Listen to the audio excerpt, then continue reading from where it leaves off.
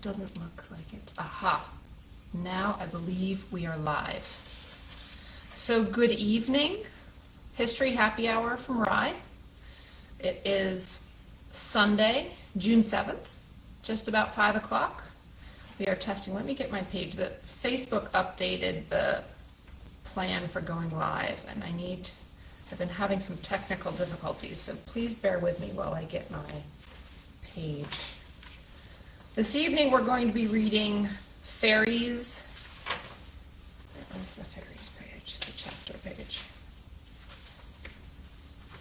There is the table of contents. Illustrations. Okay.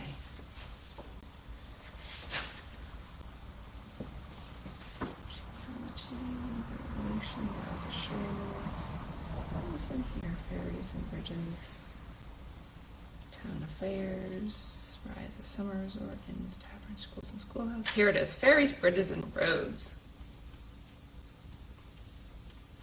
We will try to keep to 20 minutes today.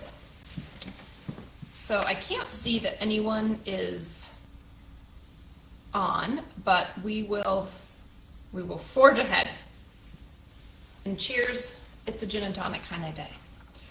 So chapter 6, Ferries, Bridges, and Roads from the Parsons History of Rye. Just one more plug for the Parsons History of Rye. You can get them in the gift shop at the Rye Town Museum if you are interested. So Ferries, Bridges, and Roads of Rye. Recall, this is from turn of the century, 1903, so things have changed somewhat. But for a number of years after the Piscataqua settlements were begun, there were no bridges. But ferries were early established, and among the first of these was that of Henry Sherburne. The court record showing that in 1643, Henry Sherburne was ordered by the court to keep a ferry and to have for his pains from the Great House, the house built by Thompson at Little Harbor, to the Great Island, to the province, to Strawberry Bank.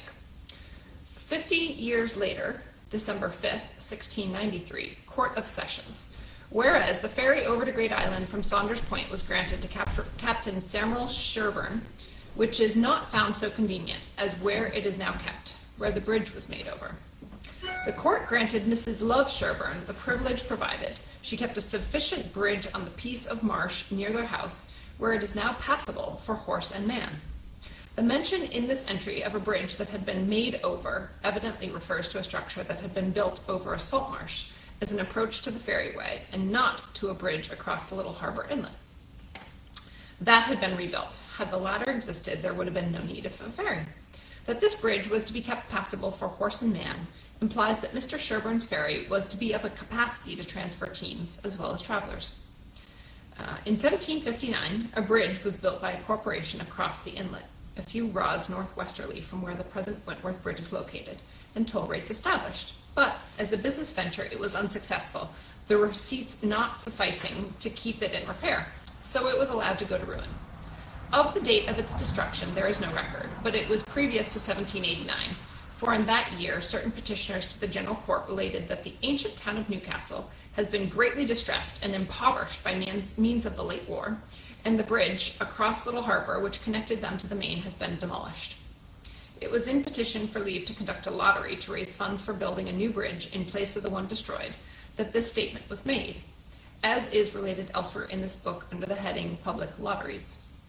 The petition was granted and the bridge was built, but it was not built until after 1791, for in that year several residents and landholders of Newcastle, living on the southwesterly side of Little Harbor, and who had not been included in the parish of Rye when that parish was set off from Newcastle, petitioned the General Court that they and their estates might be disannexed from Newcastle and set off to Rye, and in support of their request, which was granted to the legislature, urged the difficulty and sometimes impossibility of crossing the channel to attend town meeting or divine service, and the danger to their children in having to cross the water on their way to and from school. This is conclusive evidence that no bridge at that time spanned the channel separating the two towns. Probably the bridge was opened to public travel in 1792, and by reason of neglect, decay, and storms had disappeared at some time previous to the chartering by the legislature in 1821 of the corporation that built the toll bridges that still connect Portsmouth and Newcastle, and that are toll bridges still. The first and second Little Harbor bridges were both short-lived structures, neither of them lasting more than 30 years at the outside. In 1797, a movement was initiated by private parties for the building of a bridge over Sagamore Creek. If built, it would not have been a Rye, but it would have been as much advantage to Rye as to Portsmouth, and residents of Rye were interested in the project, as the following from the legislative records of date December 18, 1797 shows. We're going to skip the portion of the petition and who was there, but if you're interested, you can check it out, page 75 of the Parsons History of Rye. If you're joining late, welcome. I hope you have a nice drink and some of the nice fresh air that's come in. I am Kelly Lewis, and I am reading from Chapter 6 in the Parsons History of Rye, Ferries, Bridges, and Roads. Whatever action the legislature may have taken in regard to this petition, of which no record has been found, the promoters of the scheme apparently went no further. No bridge was built there at that time, nor until more than a half-century later, in 1850, when the present Sagamore Bridge was built by the city of Portsmouth, and Sagamore Road extended from the bridge to the Rye line, where it was met by a highway built by Rye. The Benjamin Lear mentioned in the petition lived within a few rods of the southerly end of the present bridge, on the western side of the present road. He was for many years known as the Hermit of Sagamore, and died in 1802, at the age of 82 years.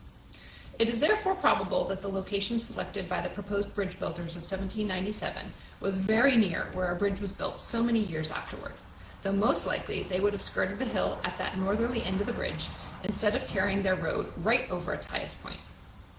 Tradition says that for many years, perhaps right up to the time the bridge was built, a ferry was maintained there, the landing on the northerly side of the creek being at the foot of what is now Jones Avenue in Portsmouth, and that this ferry was much patronized by residents of the northerly part of Rye, who thereby avoided the long detour around the head of the creek and saved several miles of travel.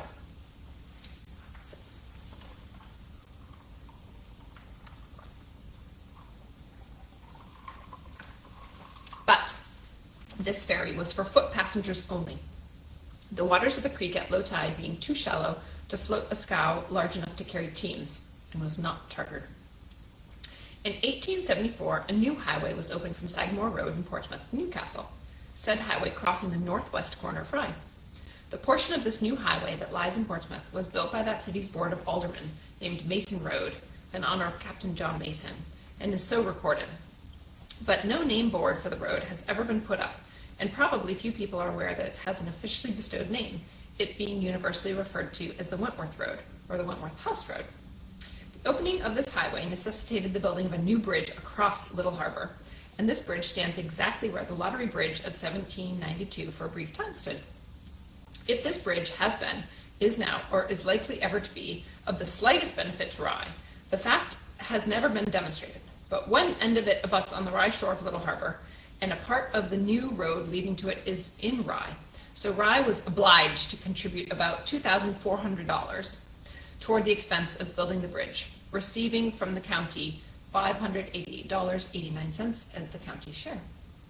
The cost of keeping this bridge in repair is not light, and is felt by the taxpayers of Rye to be an unjust burden, of which they should be relieved, but no scheme of relief has yet been devised.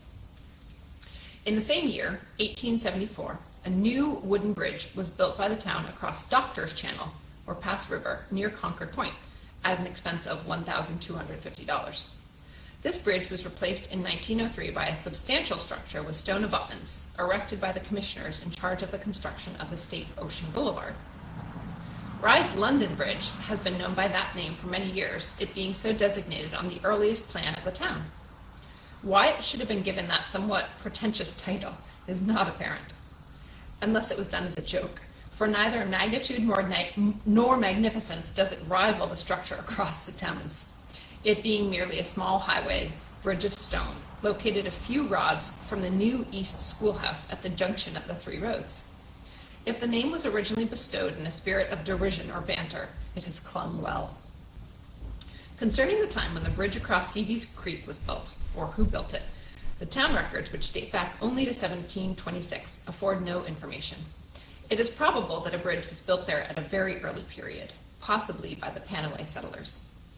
Seavies Creek is the inlet from Little Harbor that, extending back to very near the ocean, at high tide almost makes an island of what was the Panaway Plantation.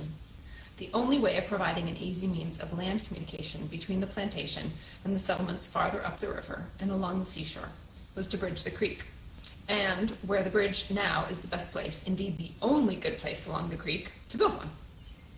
It is also the best and only place where the creek could be dammed for mill purposes, and was so utilized in comparatively recent times, grist and sawmills, owned by the Odiorns, having been there until September 1862, when they were destroyed by fire, the remains of the dam being close beside the bridge. It is not improbable that a mill and dam were built there by the earliest settlers. They had to have a mill to grind their corn and grain, and here was an excellent location for a tide mill right at their door. But as to the ownership and date of erection of a mill, there the town records give no more information than they do about the bridge.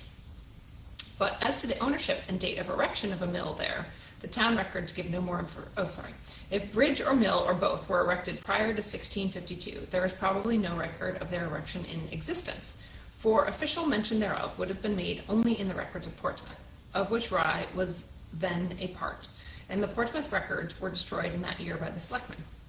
The bridge is called the Pine Tree Bridge, but neither the origin of the name nor when it was bestowed have been discovered. I want to show you a couple of illustrations here in the book. On page 76, we've got on the Sagamore Road, Rye. There's no, is that visible, I hope? There we go. So that's on the Sagamore Road. There is no time date or date stamp there. And then we have Grove Road in Rye as well. Again, not related to the subject material, but oh, can we get the light to come up? There we go. Grove Road. So just pictures of what it used to look like. An old deed showing the transfer by William Seavey Sr. to his son William Seavey Jr., both of Portsmouth in the county of Portsmouth, of a mill on the side of the creek the mill stands on was acknowledged July 6, 1680, before Elias Stillman. Witness Nathaniel Drake, John Foss, of the Council Port of New Hampshire. While this deed does not enable us to positively locate the mill transferred, there is good ground for believing that it was at the mouth of Seavey's Creek, the farms in that section of the town having been largely occupied by families named Seavey from a very early period of the state settlement. In 1785, Rye was taxed to pay part of the expense of supporting and keeping in repair the hoist of the Newmarket Bridge. But this was a county tax, Rye being as little benefited by the Newmarket Bridge as by the present one across Little Harbor. He really doesn't like this Little Harbor Bridge. The next section is named Names of Rye Roads. In 1893, 167 years after Rye was set off from Newcastle as a separate parish, and more than a century after its final and complete political separation from the parent town, it occurred to the people of Rye that it was advisable to do something that had never been done, that would probably prove a convenience and certainly could do no harm, and that would cost nothing, namely, to give official names to the highways of the town. In accordance with this idea, at an adjourned town meeting held the 15th day of March, the Ides of March, in that year, it was voted to accept the report of the selectmen in regard to naming the roads, from which it is reasonable to infer that the subject had been considered and some action taken at a previous meeting, although the town records do not say so, nor is the report of the selectmen given. It was further voted that the chair appoint 3 men to confer with Wallace S. Goss in relation to the names of the roads and report later in the meeting, in compliance with which vote the chair named Henry Knox, Charles Garland, and Thomas Rand, who, after consultation, rendered 2 reports. One, the purport of which the records do not give, signed by Mr. Knox, the other by Messrs. Garland and Rand, upon which the meeting... Oh boy, we have a table here.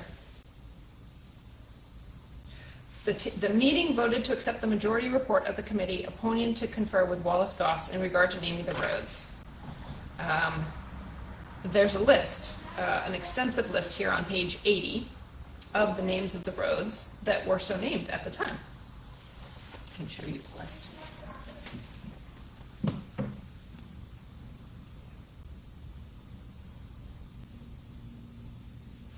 So, this table makes the aggregate length of Rye's highways approximately 30 miles.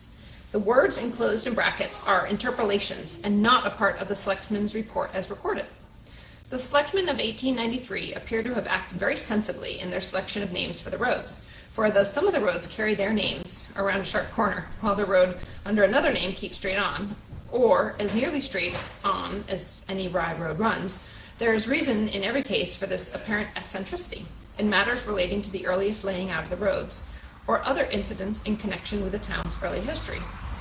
Just for example, we have a few favorites. We've got Washington Road, West Road, Garland Road, Grove Road, Fern Ave, Central Road, South Road, Wood Road, Causeway Road, Farragut Road, Ocean Road, Bridge Road, Perkins Road, Love Lane, Cable Road, Lock Road, Sagamore Road, Wallace Road, Brackett Road, Clark Road, Marsh Road, Pioneer Road, Columbus Road, Wentworth Road, Fairhill Road, and Elwyn Road. For instance, Washington Road, from its start at the Greenwood line until it passes Rye Center, has a general trend to the left all the way, but shortly after passing the center, it takes a decided turn to the right and runs down to the sea at Sandy Beach. Wallace Road starts at Washington Road, where the latter turns off to the sea and continues on a fairly direct course until it crosses Sagamore Road, when it too swings around to the right to reach the sea at Wallace Sands. Washington Road and Wallace Road both follow very closely paths that existed from an early period of the town's settlement and were very early laid out as public highways. South Road runs nearly parallel with the town's southerly boundary from the Northampton line to the sea, and Central Road runs from the center, with many crooks and turns in its course, to the southeasterly corner of town. Other roads bear the names of men or families who were prominent in the town's affairs in former days, or who laid out or lived on the roads named in their honor. And still others take names from their environment. The road from Odeon's Point to Sagamore Road is most appropriately designated Pioneer Road. Across Sagamore Road, its continuation becomes Elwyn Road as far as the Portsmouth line, beyond which it is Rye Road until Lafayette Road is crossed, when the name again changes to Peverly Hill Road, which name holds until Portsmouth Plains are reached. Peverly Hill, Rye, and Elwyn Roads, and Pioneer Road as far as Brackett Road, were all a part of the first road between Portsmouth and Rye. On Morris's plan of Rye, 1805, the part of Pioneer Road from Brackett Road to Odeon's Point and a branch from it to Frost's Road are designated by two parallel rows of dots, as is also the old road from Pioneer Road through the woods and pasture to Newcastle Bridge, which latter road, by the way, was slighted by the selectmen in town meeting when they were bestowing names, although it would have been easy to have chosen an appropriate one.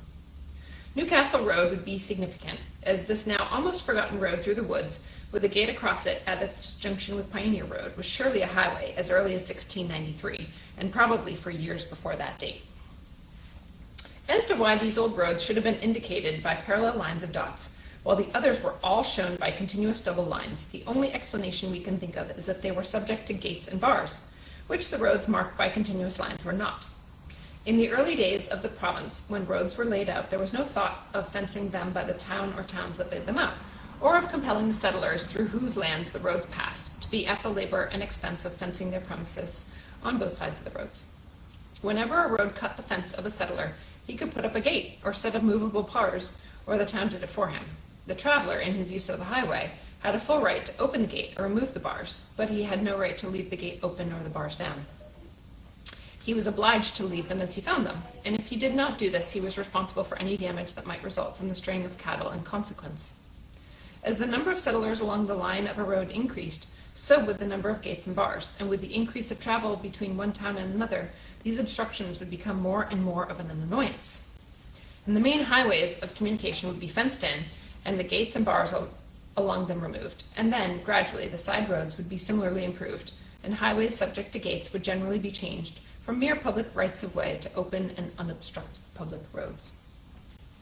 But even at the present date, the old-time gates across highways have not been wholly eliminated, and it is possible in this immediate vicinity to find such checks to free movement across roads that certainly have been highways for 200 years and probably much longer than that. A number of such roads, unfenced and gate obstructed, still exist in Kittery and York, just across the Piscataqua River in Maine, And there's one such road in Rye, the one for which we have suggested Newcastle Road as an appropriate name, and which, running from Pioneer Road to a junction with the new Wentworth Road near the so-called Wentworth Bridge, is not only closed by a gate at its junction with Pioneer Road, but has gates at several other points along its route. Yet this road, up to the time of the opening of the Newcastle Toll Bridge in 1821, was the only highway for foot and team travel between Newcastle and Portsmouth. But there is no record that it was ever freed from gates, and no probability that it ever was, for if the gates had ever been removed by the town, they would not have been allowed to be replaced. Our Newcastle Road is still subject to the same restrictions and probably in about the same condition as when it was first laid out as a public highway. Other of the present roads of the town, namely Garland Road, Fern Ave, Love Lane, Jenness Beach Road from Central Road to the sea, Wallace Road from Brackett Road to the sea, Marsh and Fair Hill Roads, and Sagamore Road from Wallace Road to the Portsmouth line, are represented on Morrow's plan by a single line of dots, as also is the end of Pioneer Road at Odeon's Point and the end of the road to Frost's Point. These single lines, it is probable, indicated that where they were drawn, there existed at the time the plan was made, lanes or private ways that were open to the public use by sufferance, but which had not been declared public highways. The roads of Rye are all natural or gravel-made roads, as distinguished from macadamized highways, but they will compare favorably with those of any country town, being better than are to be found in most of such towns, and the excellent condition in which they are kept is a source of just pride to the townspeople, and of approving comment by the many people from other states who annually pass their summers here. Although the cost of keeping them so is large, even as a business proposition, the expenditure pays, the existence of good roads being a strong attraction to that large class of people who like to go somewhere for the summer, and a great inducement to those who come once to return in succeeding years.